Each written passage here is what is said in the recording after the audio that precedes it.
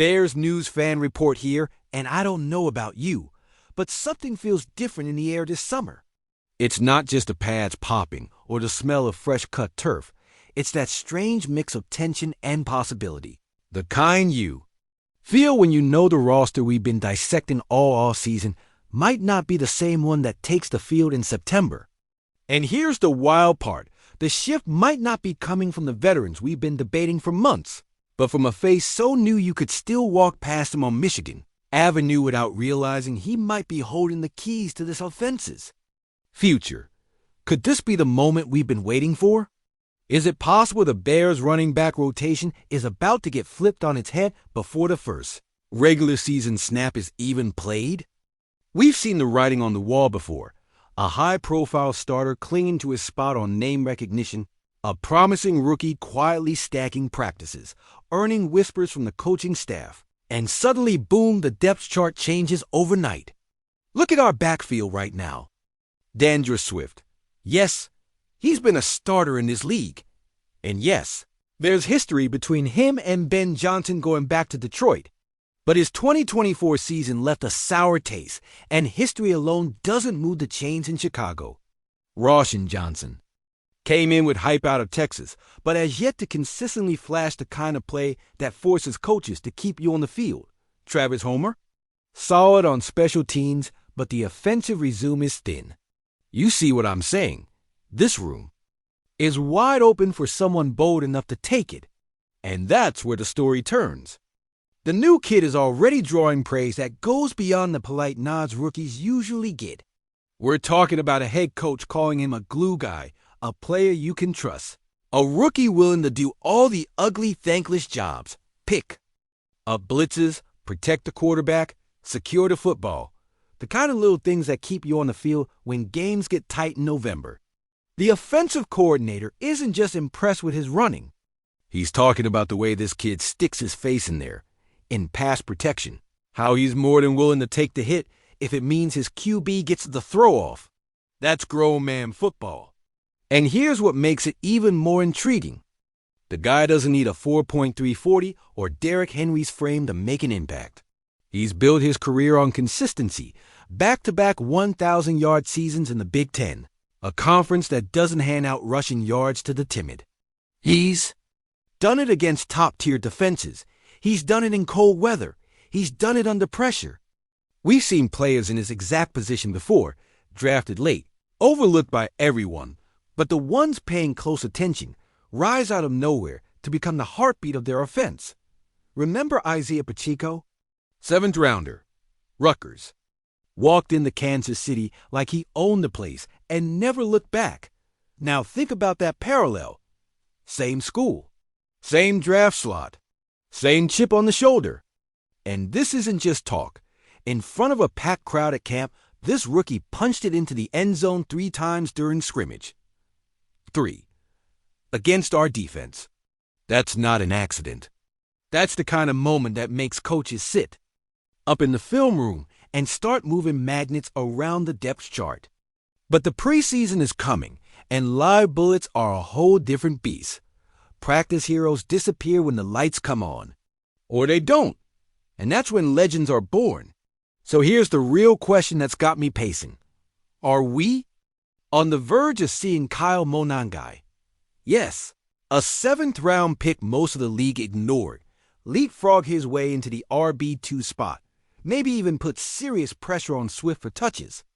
Or is this just another August story destined to fade once the hits start landing for real? The first snap of preseason might give us the first clue. And I've got a feeling it's going to be loud, if you believe the Bears are finally waking up and ready to punch this league right in the mouth. Then smash that like button. Drop your wildest predictions in the comments. And let's finish what we started. Because what's brewing in this backfield could rewrite the script for the entire 2025 season. We're not just talking about a rookie trying to make the roster. We're talking about the possibility of watching an unknown become indispensable before our very eyes. About a 7th-round pick stepping into a role that could tilt games. And maybe, just maybe, give this offense the extra heartbeat it's been missing. Picture this. Soldier Field in late November. The wind coming off the lake sharp enough to slice through your jacket. The game on the line. The defense stacking.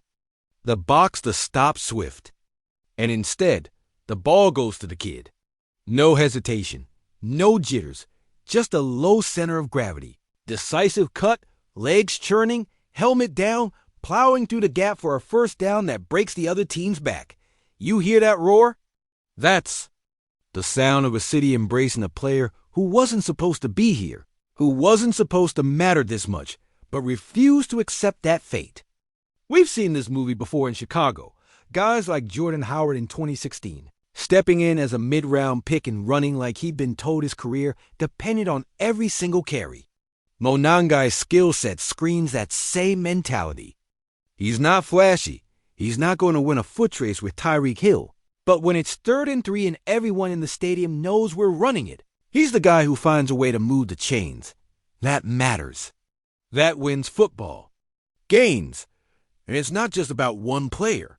If Mo Nangai claims the RB2 spot, or even eats into Swift's touches, it changes how defenses play us.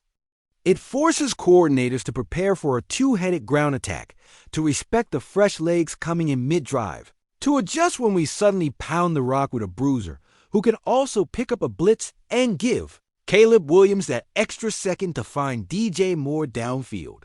That's how you build rhythm. That's how you steal momentum. And that's how you take controlled gains in December when everything tightens up. Look at what Ben Johnson did in Detroit with Jahmyr Gibbs and David Montgomery, the rotation. Kept both backs dangerous and kept defenses guessing. He's seen firsthand how effective that can be, and now he might just have the pieces here to replicate it. And yeah, I know what some of you are thinking. It's only August. We've been burned by camp heroes before. But here's the thing. Mo Nangai's not just breaking off highlight runs against guys who'll be bagging groceries in a month. He's making the coaches trust him in the dirty work. Pass protection? Check. Ball security? Check. The willingness to take the coaching and execute the plan exactly as drawn? Check. That's why this isn't hype. It's a legitimate conversation about how this roster could shake out. And if Swift falters, or if he simply can't find that extra gear, Ben Johnson won't hesitate to lean on the player who's been proving it rep after rep. We've all watched the Bears stumble through too many seasons where talent sat on the bench because of politics or contracts. This staff doesn't seem wired that way. They're talking about trust, about doing it the right way, and that's exactly what Mo Nangai's delivering. Imagine the energy if he balls out in preseason. One big game against Buffalo or Kansas City in August, and the headlines change overnight. The fans start chanting his name, the beat reporters start speculating about snap counts, and suddenly, the pressure shifts not onto the rookie, but onto the veteran who's supposed to be untouchable. That's when things get real. That's when the locker room starts to see the writing on the wall. And if it happens, it's going to send a shockwave through this team. It says nobody's spot is safe, that performance will be rewarded, and that this coaching staff isn't afraid to play the guy who gives us the best chance to win, no matter what the paycheck says. That kind of culture shift is how dynasties are built. This isn't just about making the roster. This is about changing the way we think about Bears football. No more waiting for someone else to save us. No more leaning on the name over the game. If Mo Nangai takes this opportunity and runs with it, literally, it could be the first domino in a season that doesn't just surprise people, but scares them. Because if our run game becomes a weapon, if Caleb Williams gets that support and balance, then the whole NFC North better start looking over their shoulders. And as a fan who's lived through too many false dawns, I'm telling you, I can feel it in my bones when something's real. This has that vibe. So buckle up, Bears Nation, because if this kid keeps doing what he's doing, we might be witnessing the start of one of those stories we'll be talking about for years.